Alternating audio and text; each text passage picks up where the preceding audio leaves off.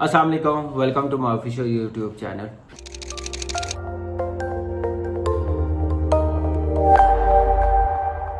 एक तो हम पीएसएल की बात करेंगे, पोस्टपोन हुई है। फिर वेस्ट इंडीज़ और श्रीलंका का T20 मैच हुआ और इंडिया का आज दूसरा दिन टेस्ट मैच का था। पहले दिन की बात करेंगे और आज जो दूसरा दिन ख़त्म हुआ टेस्ट मैच का उसके मुतालिक बात करेंगे। सबसे पहले पीएसएल की बात कि जो प्लेयर्स पॉजिटिव आए अल्लाह उनको हिफ्ज़ ईमान में रखें और अल्लाह हम पूरे पाकिस्तान को, हम सबको हिफ्ज़ ईमान में रखे, इस वायरस से बचाए सबको। जिनको हुआ अल्लाह जल्द से जल्द सेहतियाब हो। बैड न्यूज़ थी पाकिस्तान के लिए पोस्टपोन होना पीएसएल, क्योंकि दुनिया में जितनी लीग्स हुई हैं T10, बीपीएल और आईपीएल वो मुकम्मल हुई है एसओपीज़ के साथ। और हमारे पाकिस्तान क्रिकेट बोर्ड ने भी एसओपीज़ बड़े सख्त बनाए हुए थे। बस छोटी सी जो कोताहियाँ हुई हैं मैं तो नहीं बता सकता, क्योंकि हमारा बबल बड़ा सख्त था, हम होटल में रह रहे थे, हमारी टीम बड़े अच्छे तरीके से फॉलो कर रही थी, हमारी मैनेजमेंट इस चीज़ पे कोई कॉम्प्रोमाइज़ नहीं कर रही थी। इवन पीएसएल की मैनेजमेंट भी नहीं कर रही थी और पीसीबी नहीं कर रहा था। और जो वेटर्स थे होटल्स के वो बबल का हिस्सा ही थे, होटल में ही रह रहे थे। वो एक ही वेटर्स वही लेके चीज़ें आते थे और इतना आना जाना भी नहीं था उनका। सिक्योरिटी जो टीम के साथ थे वो भी होटल में रह रहे थे, बबल का हिस्सा था। तो ये चीज़ें ज़बरदस्त हुई हैं, ऑर्गेनाइज ज़बरदस्त हुआ, लेकिन अनफॉर्चुनेटली मुकम्मल नहीं हो सकी। इंशाल्लाह आगे जो विंडो नज़र आएगी पीएसएल उस ज़रूर मुकम्मल करवाएंगे, जैसे लास्ट ईयर भी करवाई थी प्ले ऑफ के मैचेस। और हमारी मैनेजमेंट ने बड़े अच्छे तरीके से एसओपीज़ फॉलो की हैं। हमारे डायरेक्टर मोहम्मद अकरम वो इन चीज़ों पे कोई कॉम्प्रोमाइज़ है। हमारे मैनेजर अरशद खान वो देख रहे थे, हर रूम को देख रहे थे, हर लड़के को देख रहे थे, फॉरनर प्लेयरों को देख रहे थे। और जिसने सबसे ज़्यादा काम किया टीम के साथ रहा, मैनेजमेंट का हिस्सा आहद, उसने बड़ा काम किया और उसने बड़ा अच्छे तरीके से मैनेज किया हुआ था। और बाकी लड़कों ने भी बड़े अच्छे तरीके से फॉलो किए हैं एसओपीज़। तो अल्लाह का शुक्र है हमारी टीम से कोई भी पॉजिटिव नहीं आया, बाकी टीमों से भी ना आए। जो हुए हैं अल्लाह उनको सेहत दे। लेकिन ज़्यादा क्रिटिसाइज हमारी टीम को कुछ लोग कर रहे हैं। मेरे ख्याल से हमारी टीम ने जितना कॉम्प्रोमाइज़ किया कम ही किसी ने किया, हर बात मानने हैं। तो थोड़ी अर्ली ऑन जैसे थोड़ी सी वायलेशन हुई थी तो आपने देखा होगा वहाब और डैरन समी 2 दिन के लिए क्वारंटीन मैनेजमेंट ने कर दिया हुआ था। तो अच्छा कोई इस पे किया उन्होंने, फिर नेगेटिव आए टेस्ट में और टेस्ट तो वापस आए हैं फील्ड में।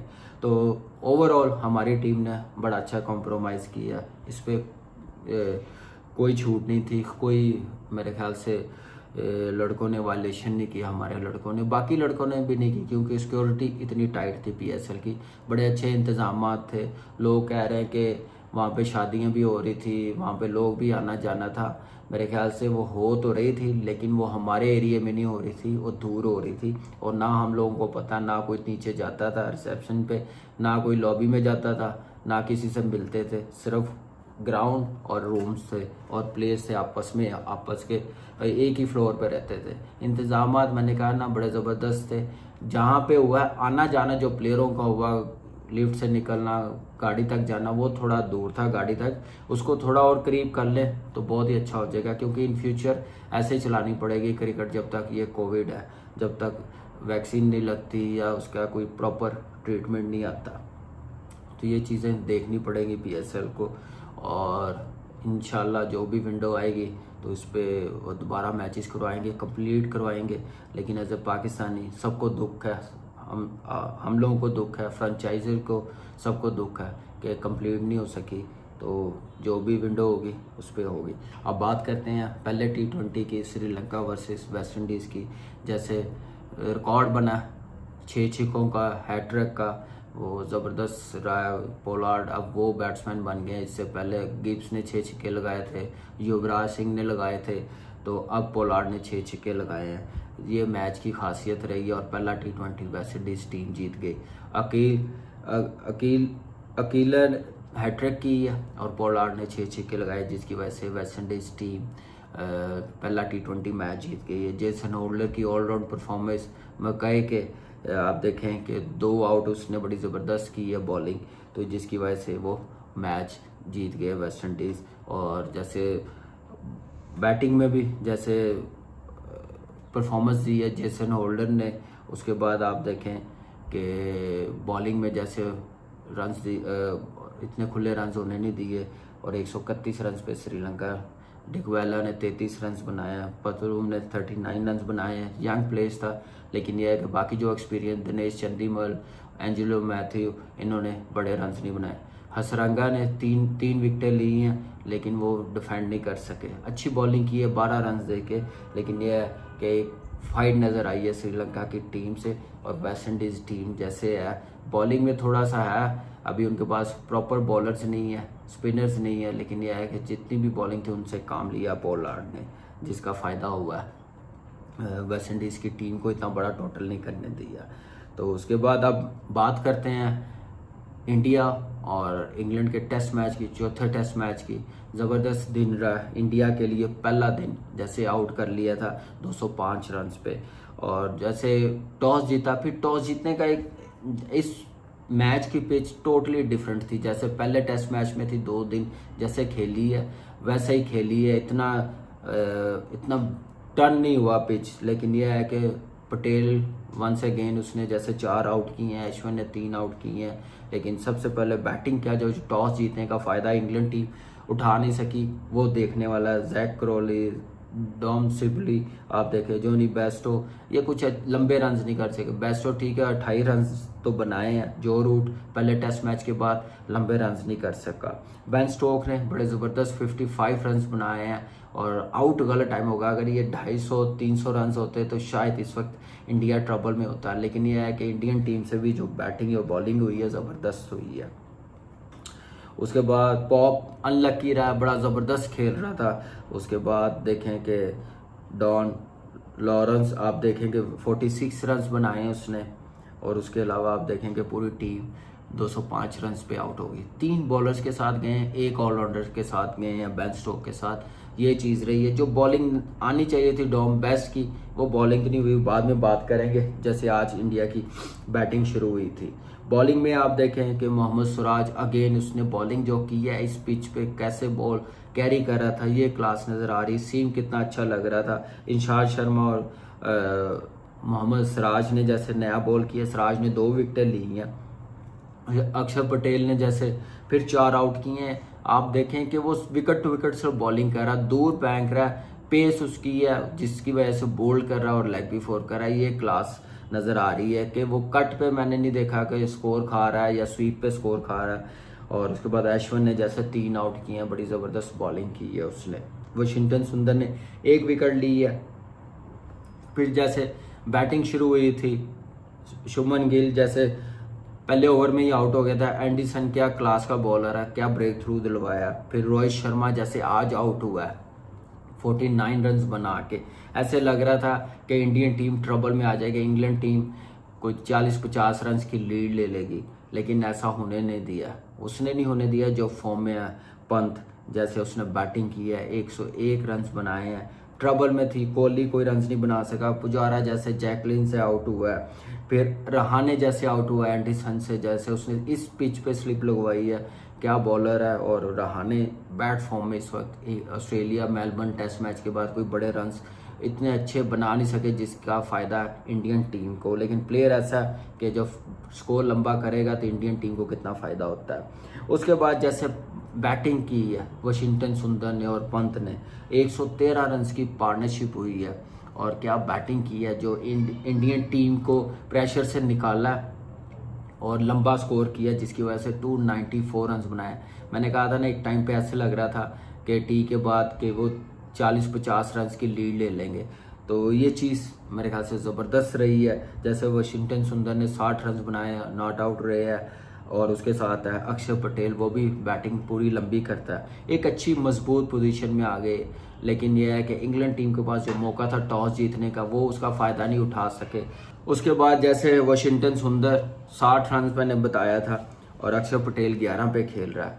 तो ये पार्टनरशिप इंडियन टीम को इस टेस्ट मैच में लेके ऑनेस्टली बताऊं क्या ज़बरदस्त बैटिंग की है। पंत ने जैसे 94 रन पे उसने स्लोक स्वीप मार के जो रूट को छिक्का मार के उसने 100 किया।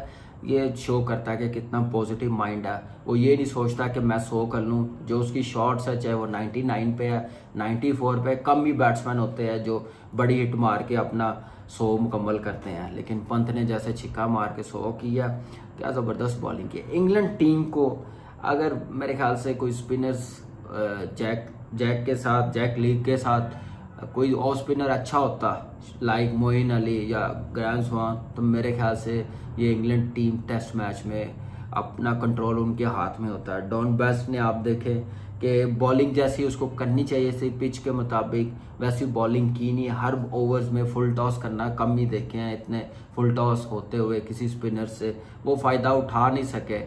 डॉन बेस्ट जो एक प्लेटफॉर्म सेट करके दिया था, 6 आउट हो गए हुए थे 140 रन पे, तो लग रहा था कि लीड ले लेंगे, लेकिन यह है कि एक बॉलर्स कम होने की वजह से, जैसे डॉन बेस्ट था इनकी जगह मोइन अली होता तो शायद ये डिफरेंट सिचुएशन होती, उनके लिए बेहतर होती इंग्लैंड टीम के लिए, लेकिन ऐसा हो नहीं सके।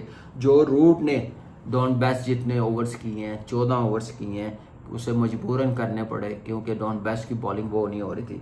जैक ने जैसे बॉलिंग की है, 2 विकेटें ली हैं, पुजारा को जैसे आउट किया, उसका फ़ायदा नहीं उठा सके जो फ़ायदा उठाना चाहिए था इंग्लैंड टीम को। लेकिन इसमें क्रेडिट देना चाहिए पंत की बैटिंग को, वाशिंगटन सुंदर की बैटिंग को, और उसके साथ जैसे रोहित शर्मा लगा रहा, विकेटें गिरती गई लेकिन एक एंड उसने संभाला हुआ था, उसने काफ़ी बॉलें खेली हैं, 144 बॉल्स खेल के 49 रन बनाए हैं। लेग भी 4 हुआ बेन स्टोक से, लेकिन उसने भी क्या बॉलिंग की है बेन स्टोक ने।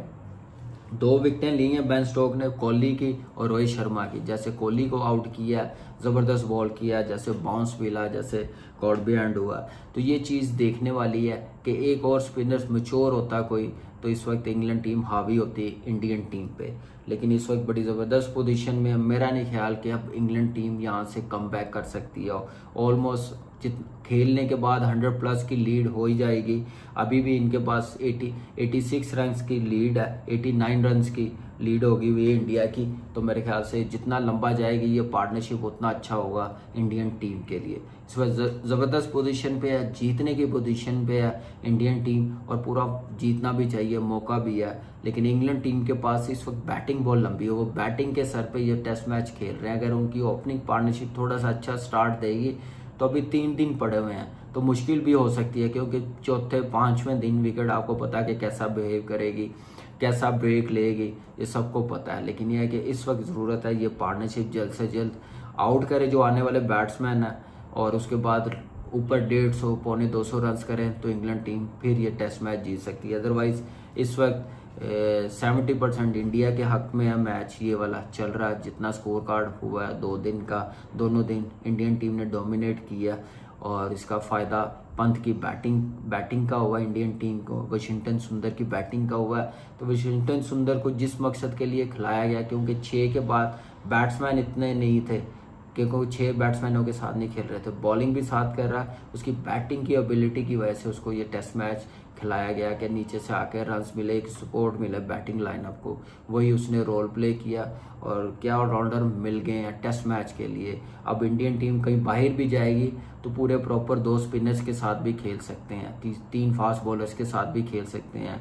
तो ये चीज़ नज़र आई इंडियन टीम में, और ज़बरदस्त परफॉर्मेंस रही है पहले दिन भी, आज भी। जैसे पंत ने 100 किया, क्या ज़बरदस्त प्लेयर और क्या ज़बरदस्त फॉर्म में आया इंडियन टीम को। इस सीरीज़ में भी, ऑस्ट्रेलिया सीरीज़ में भी कितना फ़ायदा हुआ, जीतने का अहम रोल है पंत की फॉर्म, रोहित शर्मा की फॉर्म इंडिया सीरीज़ में, ऑस्ट्रेलिया में पंत की फॉर्म जैसे लगी थी ऑस्ट्रेलिया सीरीज़ में, उसका फ़ायदा हुआ है। ख्याल रखिएगा, कल फिर मुलाकात होगी।